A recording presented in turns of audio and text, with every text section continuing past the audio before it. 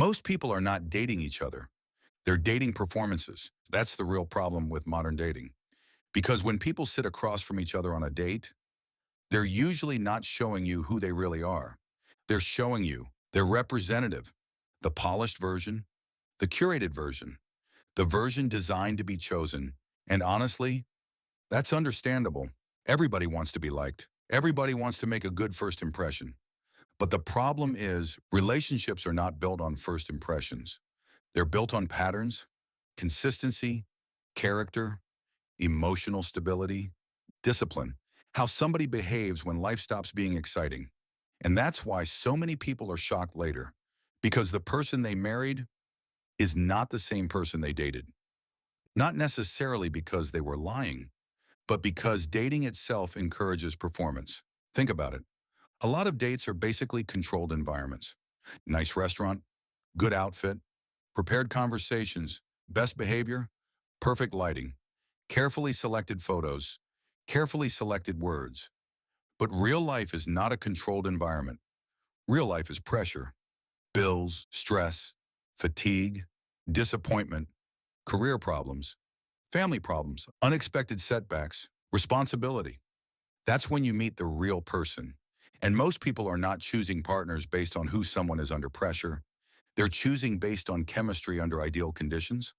That's a huge difference because attraction can make you ignore incompatibility. And modern culture encourages this. We prioritize feelings, vibes, chemistry, excitement, attention, validation. But very few people ask, how does this person handle responsibility? How do they react under pressure? How do they treat people when there's nothing to gain? Can they build stability? Can they protect peace? Can they grow? Those are relationship questions. But most people are dating emotionally instead of intentionally. And emotions are dangerous when they're disconnected from wisdom. That's why people keep repeating the same relationship cycles. Different face, same outcome, because they keep choosing based on presentation instead of patterns. One of the biggest mistakes people make is trying to evaluate someone through isolated romantic moments. But isolated moments don't tell you much. Anybody can perform temporarily. Anybody can act disciplined briefly. Anybody can act emotionally available briefly. Anybody can act supportive briefly. The real question is, who are they consistently? That's why observation matters more than performance. You learn more about a person by observing their habits, their friendships, their lifestyle, their emotional patterns, their relationship with responsibility, the way they solve problems, the way they speak under pressure. That tells you far more than a fancy dinner date ever will. Because eventually, the performance ends and reality starts. That's why a lot of relationships feel amazing in the beginning and confusing later. Because in the beginning, both people are trying to win each other. But once comfort enters the relationship, people slowly return to who they really are. Their discipline, their emotional habits, their communication style, their insecurities, their selfishness, their maturity level, everything eventually surfaces. And this is where people get frustrated because they say, you changed. But sometimes the person didn't change. Sometimes the performance ended. That's a painful realization. And honestly, social media made this problem worse because now people don't just perform in real life. They perform online too. Everybody has a personal brand now. Everybody curates an image.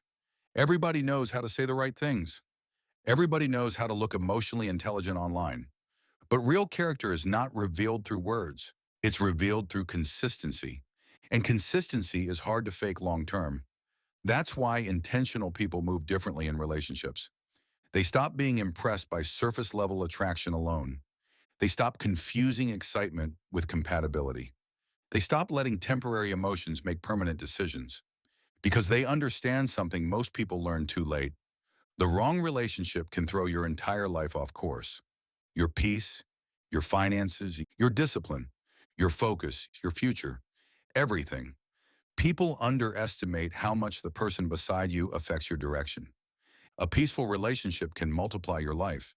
A chaotic relationship can drain your entire future. That's why emotionally mature people don't just ask, do I like this person? They ask, can we build together? Can we handle pressure together? Can this relationship survive real life? Do our values align?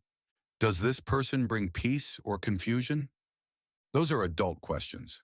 And honestly, a lot of modern dating avoids those conversations completely because modern dating often prioritizes stimulation over alignment, attention over intention, excitement over compatibility.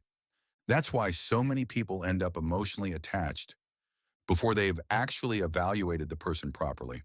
And once emotions get involved, clarity becomes harder because emotions can make you rationalize red flags. You start saying, well, maybe they'll change. Well, maybe I can help them grow. Well, maybe things will get better later. But relationships are not built on potential. They're built on patterns. That's one of the hardest truths to accept because many people fall in love with possibility instead of reality. And reality always wins eventually. That's why wise people learn to observe carefully before attaching deeply.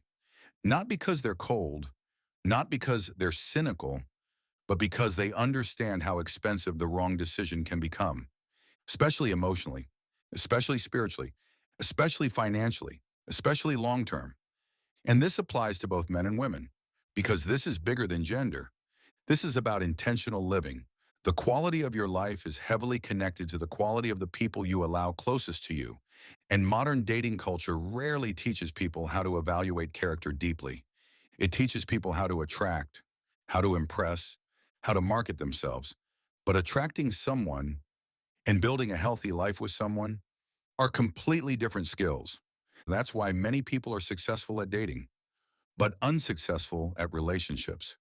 Because relationships require discipline, communication, patience, sacrifice, emotional maturity, accountability, and consistency, not just chemistry. And chemistry alone cannot sustain pressure. That's why some of the strongest relationships often look boring to immature people. Because stability is not always exciting. Peace is not always loud. Healthy relationships usually feel safe, not chaotic. And people who are addicted to emotional highs often confuse peace with boredom until life humbles them. So maybe the real problem with modern dating isn't that people can't find love. Maybe it's that people are choosing partners emotionally without evaluating whether that relationship can survive reality. And reality eventually tests everybody. So stop asking, how do I attract someone? And start asking, can we actually build something sustainable together? Because dating is performance, but marriage, commitment, real life, that's reality. And reality exposes everything. If this changed how you think about relationships, like subscribe, and I'll see you in the next one.